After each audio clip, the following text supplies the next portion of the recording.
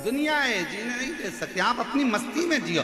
60 साल के हो गए, 65 साल के हो गए, 70 साल के हो गए, सोच के बैठ गए अब हमारा तो जीवन निकल गया, अब हमारा। अरे मरने की आखिरी घड़ी तक तुम्हारी जिंदगी में तुम्हारे चेहरे पर मुस्कुराहट होना चाहिए, तुम्हारी स्माइल होना चाहिए और तुम्हारा जीवन आनंदित होना चाहिए।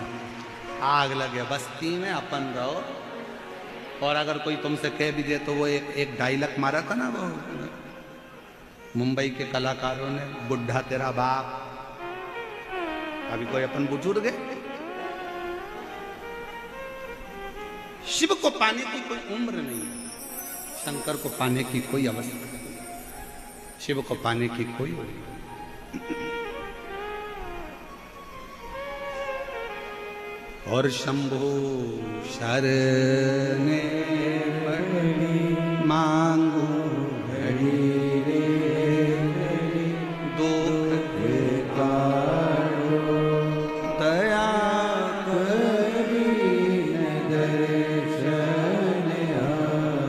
अब रहनु भगत ने विचार करा, ठीक है मम्मी माता पिता मेरे लिए जल लेने गए हैं, बैठा है शिव की भक्ति में, शिव की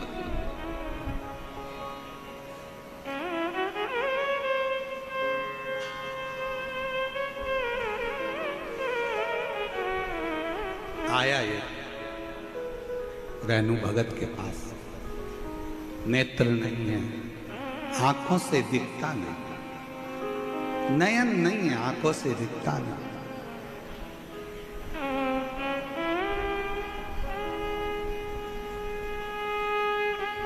नेत्रविहीन है, देख नहीं सकता।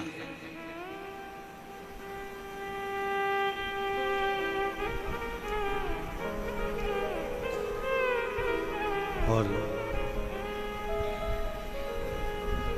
उसके पास में व्यक्ति आकर बैठा। क्या नाम है तुम्हारा? रहनु भगत ने कहा मैं रहनु। रहनु?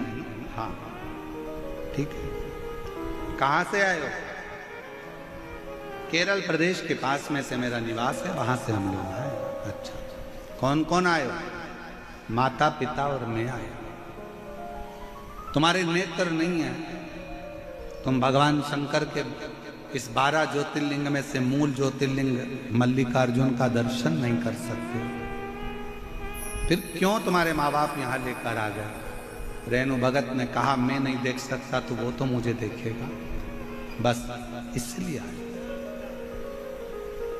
कई लोग आते हैं, कोई गंगा जल लाता है, कोई बेलपत्र लाता है, कोई कुछ लाता है, कोई कुछ लाता है। तुम शंकर जी के लिए क्या लेकर आए? रेणु भगत ने कहा मेरे पास में देने के लिए कुछ भी नहीं, मेरा तो शरीर भी ऐसा नहीं कि मैं भगवान को दे सकूं। हाँ ये जरूर है कि मेरे माता पिता कुछ लेने के लिए गए हैं शंकर जी को देने के लिए। आते होंगे,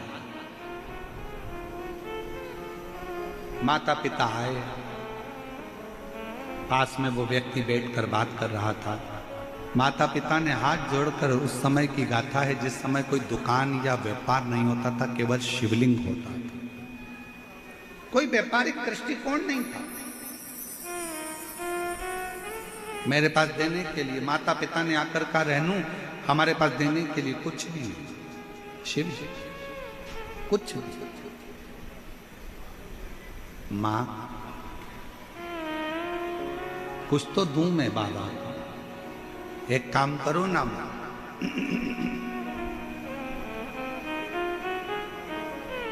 आपके पास देने के लिए कुछ नहीं है और मेरी आंखें नहीं है, मुझको शिव को ही ना दे दो, शंकर को। जगत गुरु शंकराचार्य जी की एक कथा आती है कि जगत गुरु शंकराचार्य जी अपनी माता कपड़े धोने के लिए जलाशय में गई थी और जगत गुरु शंकराचार्य जी पानी में चले गए और पानी में जाकर जगत गुरु शंकराचार्य जी ने चिल्लाना चालू करा, मां मुझे मगर ने पकड़ लिया, छोड़ता नहीं है, छोड़ता नहीं। अब क्या करूं मैं आती हूं तुझे बचाने के लिए। शंकर कहते हैं नहीं मां तू मत आ। अब मैं जा तो रहा हूं ना मां, मगर मुझे छोड़ने वाला नहीं है, तो तू एक काम कर कि मुझे शंकर को ही, मुझे तू शिव जी को दे दे। जगत गुरु शंकराचार्य जी छोटी सी अवस्था में कहते संकल्प छोड़ मां कि आज से मैं आपका बेटा नहीं, आज से मैं शंकर का बेटा, शिव का बेटा। जगत गुरु शंकराचार्य जी ने बाल्यावस्था में अपनी मां से कहा, मां ने हाथ में जल लिया, मां जल्दी से तू संकल्प छोड़ जिससे मुझे ये मगर छोड़ देगा। और मां ने हाथ में जल लेकर कह दिया, आज से मेरा बेटा शंकर का बेटा है, शिव का बेटा है। और जल छोड़ते से जगत गुरु शंकराचार्य जी बाहर निकल कर आए। 4-5 वर्ष की अवस्था थी। गुरुदेव शंकर भगवान की ओर हाथ जोड़कर मां कहने लगी, चल अपन घर चले। बेटा कहता है, मां तूने तो मुझे शंकर को दे दिया, अब कहां मैं तेरे घर जाऊंगा।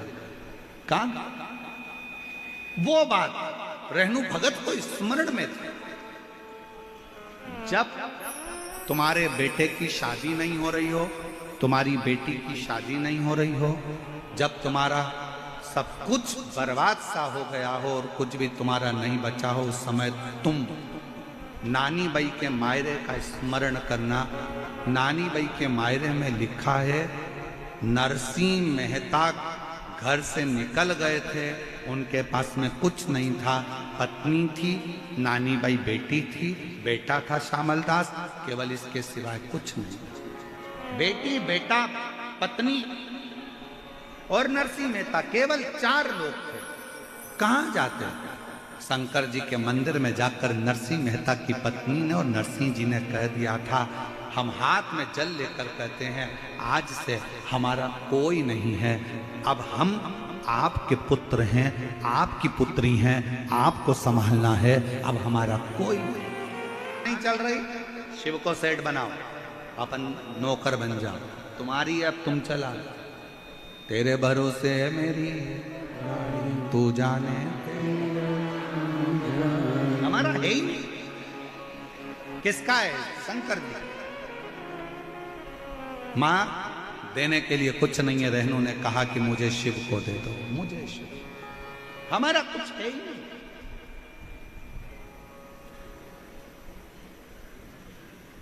यहां पर एक पानी पिलाने वाली कोई संस्था ने लाखों बाटल बुलवाकर लोगों को पानी पिलवाया। छोटी छोटी बाटल बांटते रहे, समिति तो बांट ही रही थी, साथ में वो मैं अनिल संत जी हमको मिलने के लिए जब आए तो मैं अनिल संत जी को बहुत धन्यवाद दूंगा इस चीज के लिए। अनिल संत जी ने एक बात कही, गुरुदेव हमने कहा कि जयपुर के लोग शिव भक्तों को पानी वगैरह पिला रहे हैं, तो अनिल संत जी ने जो शब्द कहा, मैं अनिल संत जी को इसके लिए धन्यवाद देता। अनिल संत जी बोले कि गुरुदेव हमारा जयपुर का एक एक बच्चा और हमारे जयपुर का एक एक व्यापारी और हमारे जयपुर का चाहे छोटा व्यक्ति हो बड़ा व्यक्ति हो, जिससे जितनी सेवा बन, व्यक्ति सेवा में लगा है, हर व्यक्ति।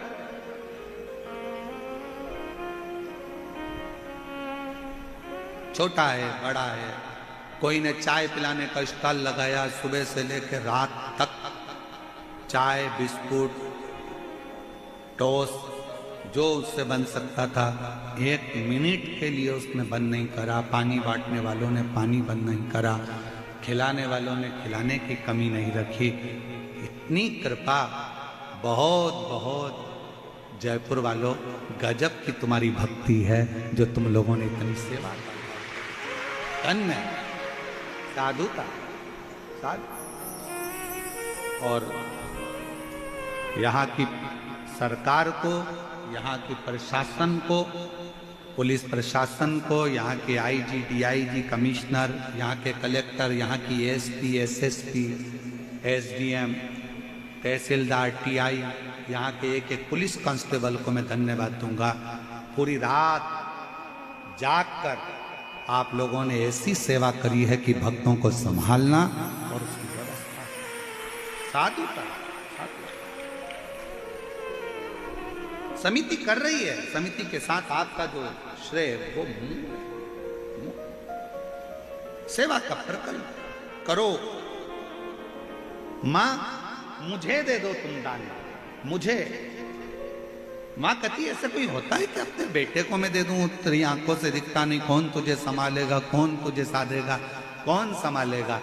मैं रहनू भगत आंखों में आनंद का जल भरकर कहता है, मां तुम ये कहती हो कि मुझे कौन संभालेगा, अगर मुझे जन्म देते समय तू कहीं चली जाती, मर जाती या पिता चले जाता तो क्या मैं पृथ्वी पर रहता नहीं? क्या मुझे कोई संभालता नहीं? ये हमारा ब्रह्म है। हम बहुत ब्रह्म में जीते हैं। कई माताएं कह देती है जिस दिन मैं मर जाऊंगी तो आटे दाल का भाव मालूम पड़ जाएगा, तो कह दो अपनी सास से मर जा। हम भी तो देखें आटे दाल का भाव कैसे मालूम पड़ता। ये बात कहना बंद कर दो कि मैं हूं तो घर चल रहा है, मैं चला रहा हूं तो काम हो रहा है, मैं नहीं होता तो कथा नहीं होती, मैं नहीं करवाता तो ये कथा कौन करवाता, मैं नहीं होता तो फैक्ट्री कौन चलाता, मैं नहीं होता तो दुकान नहीं चलती, मैं नहीं होता तो घर का काम नहीं होता, मैं नहीं होती तो इतने मेहमानों का खाना नहीं बनता। फालतू की बात है। करते हो भूल कौन करेगा। मैं इस चीज के लिए अनिल संत जी को बहुत धन्यवाद देता हूं कि आपकी बुद्धि में, आपके विवेक में ये बात आई कि ये कोई नहीं कर रहा है। यहाँ तो सब पूरा जयपुर वासी सब मिलकर कर रहे हैं। और ये कथा किसी एक की नहीं, ये कथा स्वयं ही सरगोरा कथा पूरे जयपुर वालों की कथा है, जिसको जयपुर वालों सब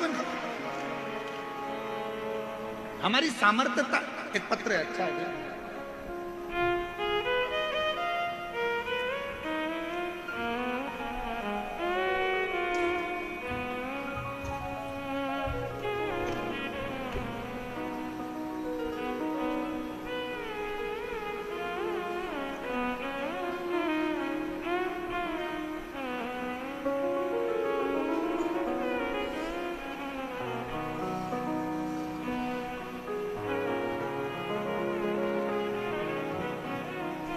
एक पत्र अच्छा भेजा है किसी ने। तेरी आंख नहीं है, कौन तुझे संभालेगा, कौन तुझे जानेगा, कौन तेरा स्मरण करेगा, कौन तुझे जानेगा। नहीं भाई, शिव कथा कहती है जिसने जन्म दिया है उसने सब दिया है। जन्म से पहले माँ के स्तनों में दूध देता है कि तू खा नहीं सकता, तेरा पेट भर दिया जाएगा। ऊपर से तू कमाकर धन लेकर नहीं आता, नीचे तेरे माँ बाप तुझे धन देते हैं, घर देते हैं, पाल पोस कर बड़ा करते हैं, उन्नति करते हैं। सब कुछ तेरे जन्म से पहले माँ के गर्भ में जब आया, तेरी संपूर्ण व्यवस्था देवाधिदेव महादेव ने कर दी और चिंता करने की जरूरत नहीं है। जन्म भी वही निभाता है और मरण भी वही निभाता है। तो उसके आश्रित,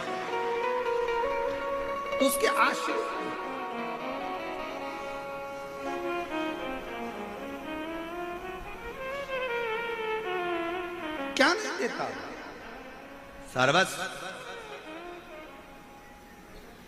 ऐसा दुनिया का कौन सा ठाट है जो मेरा महादेव नहीं दे सकता? क्या नहीं देता? सर्वस्व।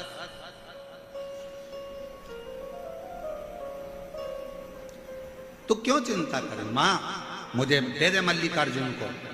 रेणु भगत को मां ने हाथ में संकल्प लेकर रोती हुई मां अपने बेटे की जिद के आगे हार गई। रेणु को दे दिया, मल्लिकार्जुन को। बाहर बैठा रहता, लोग उसको नेत्रों से विहीन जानकर भीख देकर चले गए। उसको भिखारी समझते, भिक्षुक, उसको भिखारी समझ रहे, भिक्षुक समझ रहे, भिखारी।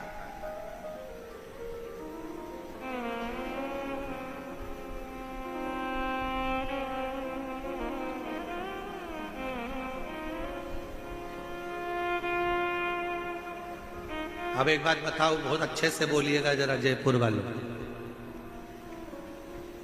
किसी का बेटा बाहर रोड पर बैठकर भीख मांगे अच्छा लगेगा? जम के तो बोलो नहीं। माँ ने रेणु को किसको दिया?